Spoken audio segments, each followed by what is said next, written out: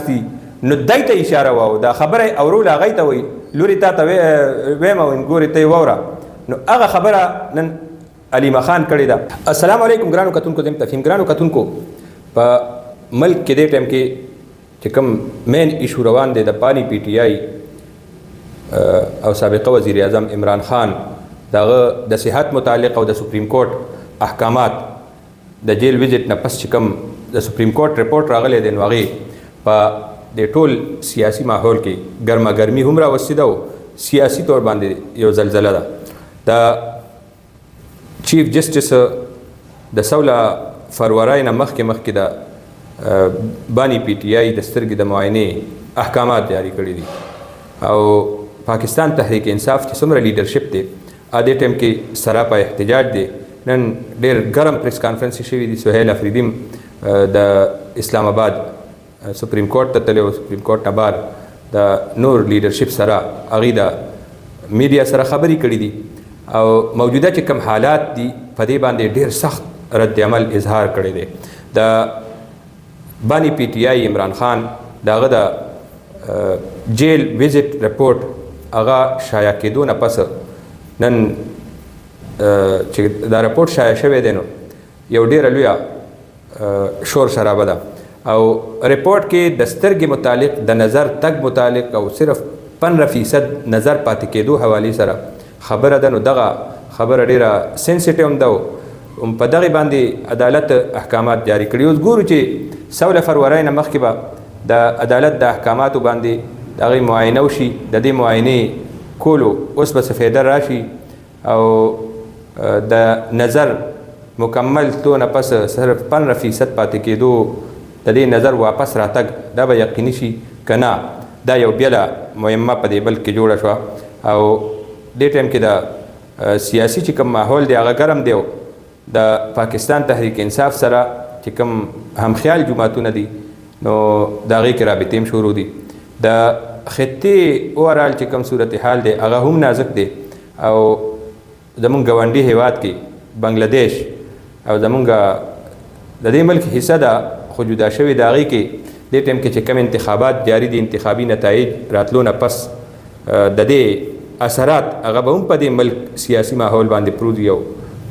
مبصرین هغې ته هم نظر دی. ګرانو کتونکو نن چې ما دا خبرونه کتل او دا کم صورتحال اسلام آباد کې جوړ دی نو یو مقبول ترین لیډر په دې کې شک نشته چې خلکو وله ووټ ورکړی دی او دې ټایم کې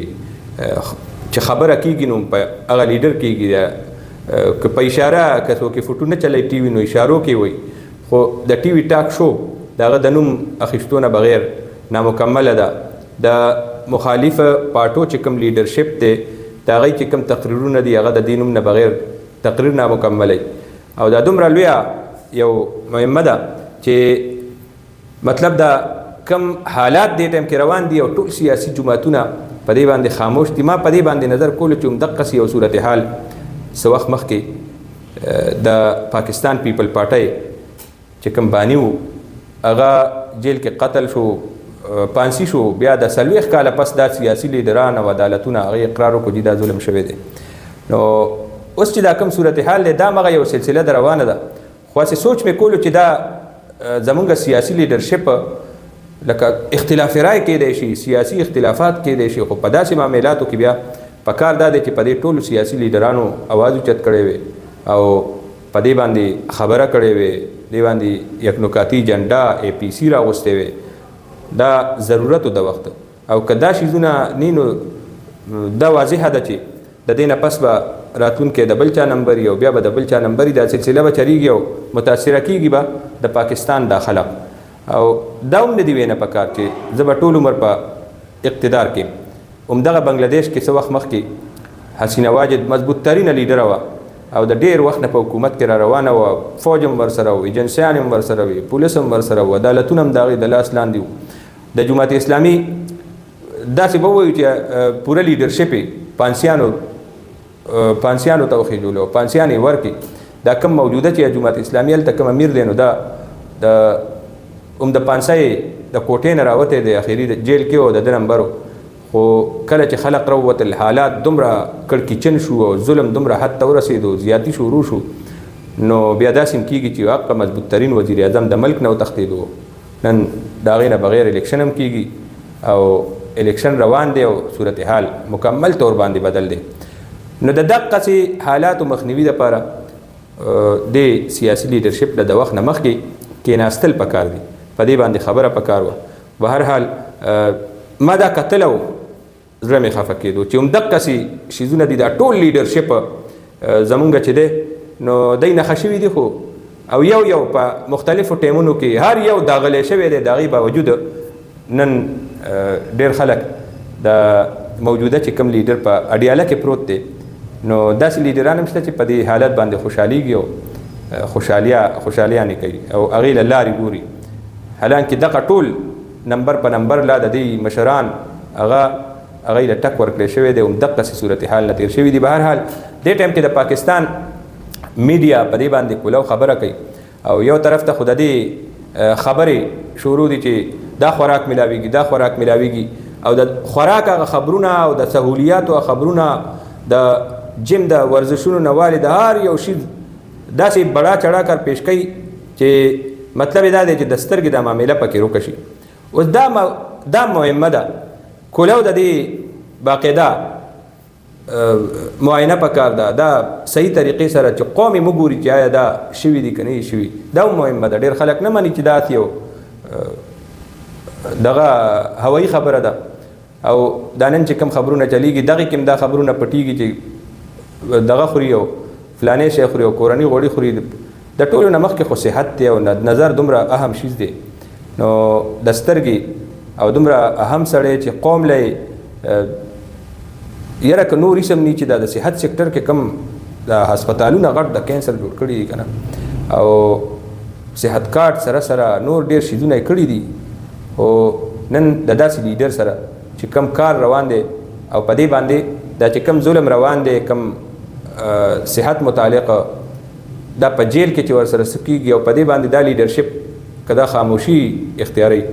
نو د دې مطلب دا دی راتلونکي وخت کې به هم د نورو لیډرانو سره هم دا لوبه کېږي او دنیا به بیا خاموش وي.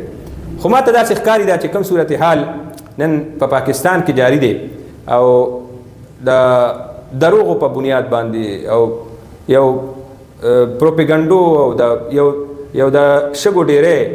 هغه جوړ کړی دی، د مالوچو هغه ډیرې دي. دا کوم صورتحال سیاسي چې کومه نقشه ده، نو که دا داسې جاری وي نو ډېر زر به دلته حالت د کنټرول نه باري او دی له بیا چل نه ورځي. خو د ملک به مطلب دا دی د سیاست ته او بیا به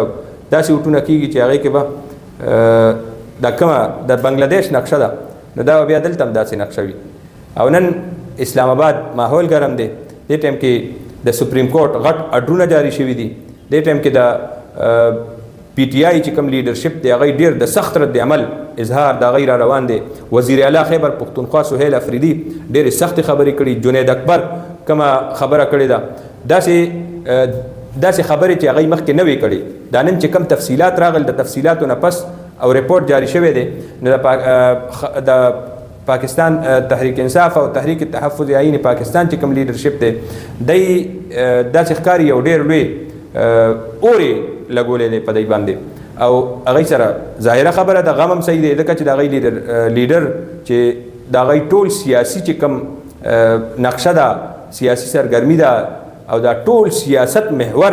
دې ټایم کې هغه هم هغه یو لیډر دی. نو که د هغه متعلق داسې کېږي او بیا دی خالي ناست وي، نو دا هم علمیه ده. او نن د عمران خان خور چې کومې خبرې وکړي، نو هغې خبرو کې درد هم او د هغې خبرو کې ګیله هم وه او د هغې خبرې دا وې چې مونږ مطلب چې څه کول مونږ له پکار نو هغه ونه شو. پاکستانی قوم هغه شانتې قرباني ورنه کړه، دا خلک هغه شانتې رونه وتل، احتجاج هغه شانتې ونه شو. عمومي هغې خو چې کومه خور ده او هغې خو خپل کار کړی دی. د تر اوسه پورې داسې یو ورځ نه ده تېنه تېره چې دی نه دي راغلي د لاور نه اسلام آباد ته. خو د اشاره یې د پاکستان تحریک انصاف بانی چیرمین عمران خان د خور علیمه خان د هغې چې کومه اشاره وه نو هغه بنیادي طور باندې دی خپل چې کوم پارټای ورکر او ورکر نه لیډرشپ او خاص کر ایم این ایز ایم پی ایز او دا چې کوم په اسمبلو کې ناست دي نو دای ته اشاره وه او دا خبره یې اورول هغی ته وایي لورې تا ته ویم او ګورې ته یې واوره نو هغه خبره نن علیمه خان کړې ده چې دغې کې خپل پارټي لیډرشپ هغی ته هم یو ډېره سخته خبره واوروله چې مطلب تاسو هېڅ هم نه دي کړي او که تاسو څه کړی وی نو زما د رور او د دې قوم د لیډر د هغه نظر به نه تلو مطلب دا دی د سړی حیران شي که نه دي چې نظر پکې لاړو لیډرانې صرف پریس کانفرنس